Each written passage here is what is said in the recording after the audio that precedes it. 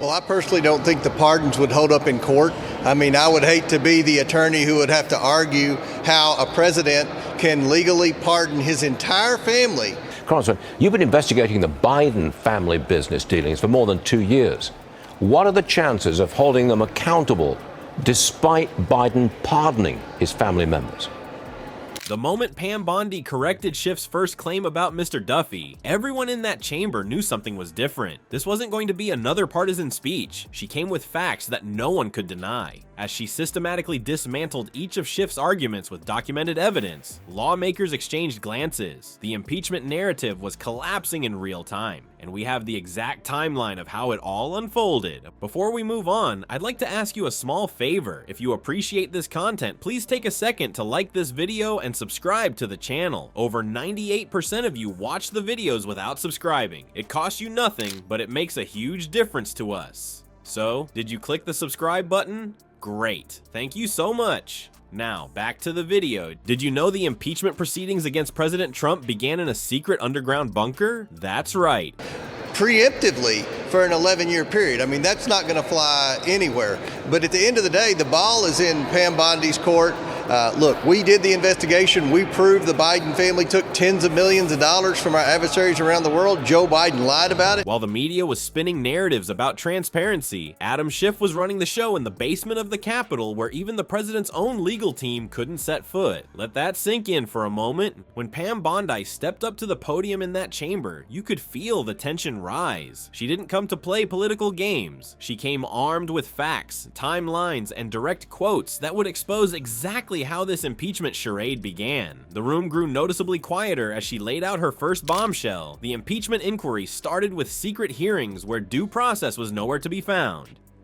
While Chairman Schiff was busy accusing President Trump of hiding evidence, Bondi declared, her voice crystal clear in the hushed chamber. His committee was conducting depositions in a Schiff, a sensitive compartmented information facility that excluded not just the American public, but even the president's legal counsel. Some of the senators exchanged glances as this point landed. This wasn't just an oversight, it was a deliberate strategy. He knew about it. He met with every single person, even though he said he never met with any of them.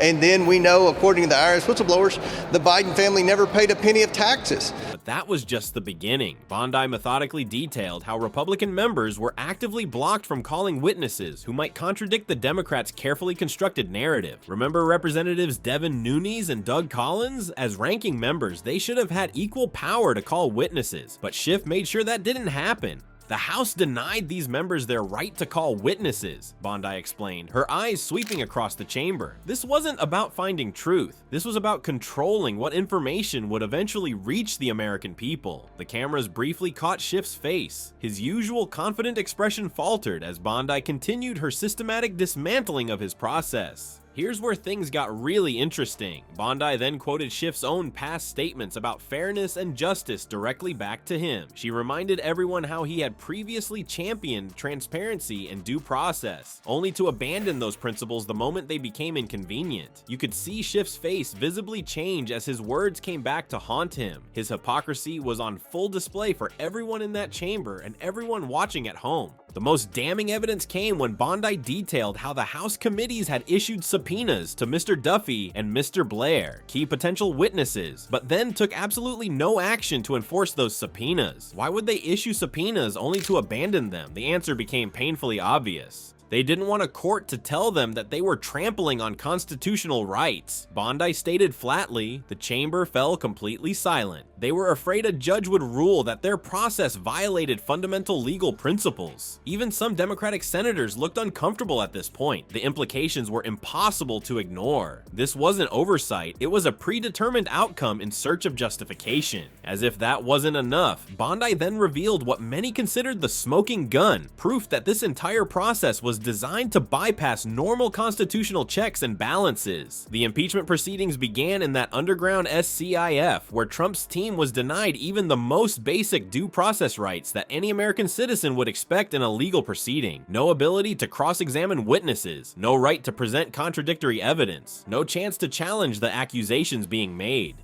"In America, we believe in fairness," Bondi said, her voice growing more passionate. "We believe that accused parties have the right to defend themselves." But Chairman Schiff decided those principles didn't apply to President Trump. You could see Schiff shifting uncomfortably in his seat, probably wishing he could object or interrupt. But this wasn't his controlled hearing room anymore. While Schiff squirmed in his seat, Bondi was just warming up. Her next revelation would make the entire chamber freeze. What happens when you follow an $83,000 monthly payment to someone with zero experience? The answer exposed a conflict of interest so blatant that not a single House manager dared to ask about it during the impeachment hearings. "Let's talk about why we're really here," Bondi said, her voice cutting through the tension. The entire room fell silent as she shifted the spotlight from Trump's alleged conditioning of aid to Ukraine to what appeared to be the Biden family's questionable foreign dealings. The numbers alone were staggering. Hunter Biden, a man with absolutely no background in energy, no experience in Ukraine, and no ability to speak the language, was receiving a whopping $83,000 every single month from Burisma, a Ukrainian energy company. Just let that sink in for a moment. While most Americans work their entire lives without seeing that kind of money, Hunter Biden was collecting it monthly for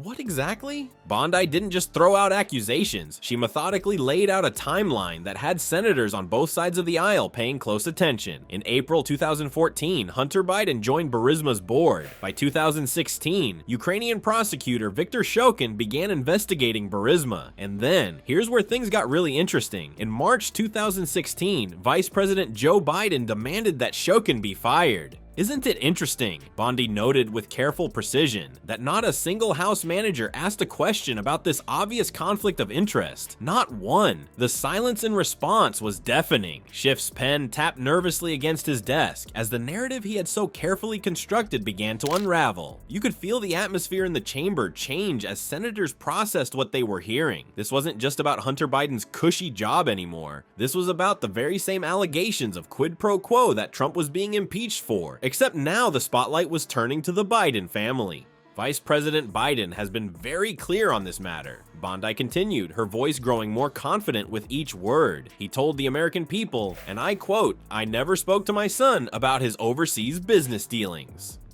She let that statement hang in the air for a moment, building anticipation for what was coming next. And then came the bombshell that no one saw coming. Bondi revealed that Hunter Biden himself had directly contradicted his father's claim in an interview with the New Yorker magazine. Hunter Biden told the New Yorker, and again I quote, "Dad said, I hope you know what you're doing." The implication was unmistakable. The former vice president had not only known about his son's business dealings, but had discussed them directly with him. The chamber erupted in whispers and side conversations. Some senators were furiously taking notes. Others looked stunned. Schiff's face had turned an uncomfortable shade of red as he realized that the same conflict of interest they were accusing President Trump of investigating was now being exposed in plain sight for the entire world to see. It was a masterclass in turning the tables. Here was the House prosecution team spending days accusing Trump of abusing power to investigate a political rival, when the very investigation in question appeared to have legitimate grounds. If what Bondi was saying was true, then the fundamental premise of the impeachment was built on sand.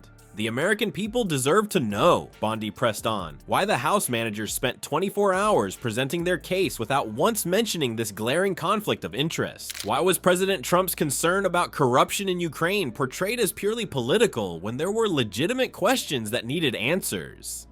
The strategic brilliance of Bondi's presentation wasn't just in what she revealed, but in how she revealed it. By using direct quotes and a clear timeline, she wasn't asking senators to take her word for it. She was presenting facts and letting them draw their own conclusions. And those conclusions were becoming increasingly uncomfortable for the House managers. As those uncomfortable conclusions were becoming increasingly difficult to ignore, Bondi was about to deliver a knockout punch that would leave the entire chamber speechless. "I think it's time we all saw this for ourselves," she announced, her steady voice cutting through the tension as she reached for a remote control. What happened next wasn't just damaging to the impeachment case, it was catastrophic. The massive screen behind her flickered to life, commanding everyone's attention. There was Joe Biden himself, not in some private meeting or leaked recording, but standing confidently at a public event. The room fell into a stunned silence as Biden's voice filled the chamber with crystal clarity. "I said I'm telling you, you're not getting the $1 billion," Biden declared boldly on screen, recounting his interaction with Ukrainian officials. The former vice president's face showed not a hint of hesitation as he continued. "I looked at them and said, I'm leaving in 6 hours." You could hear a pin drop in the chamber. This wasn't some Republican interpretation or conservative spin. These were Biden's own words, proudly delivered. Senators who moments ago had been shuffling papers or whispering to aides suddenly froze, their eyes locked on the screen. The bombshell continued as Biden, seemingly oblivious to how this would later appear, boasted, "If the prosecutor's not fired, you're not getting the money." Well, son of a gun, he got fired. The former vice president even chuckled, clearly pleased with himself for successfully leveraging American taxpayer money to achieve his objective. The significance wasn't lost on anyone in the room. Here was Biden openly admitting to the very behavior that Trump was being impeached for allegedly committing. The irony hung in the air like a thick fog. The Democrat's star witness against himself. Several Republican senators exchanged knowing glances, while their Democratic colleagues suddenly found their notepads fascinating. Schiff's expression hardened, his previous confidence evaporating as he watched his carefully constructed narrative crumble before his eyes. When the video ended, Bondi didn't immediately speak. She allowed the impact of Biden's confession to settle over the chamber, understanding that sometimes the most powerful argument is letting the evidence speak for itself. Then she delivered the devastating comparison that everyone was thinking but no one had dared say aloud. "That was Joe Biden," she finally stated, bragging about leveraging $1 billion in US taxpayer money to get a Ukrainian prosecutor fired. The same prosecutor who just so happened to be investigating Burisma, the company paying his son $83,000 a month. The chamber remained silent as she continued her methodical dismantling of the double standard at play.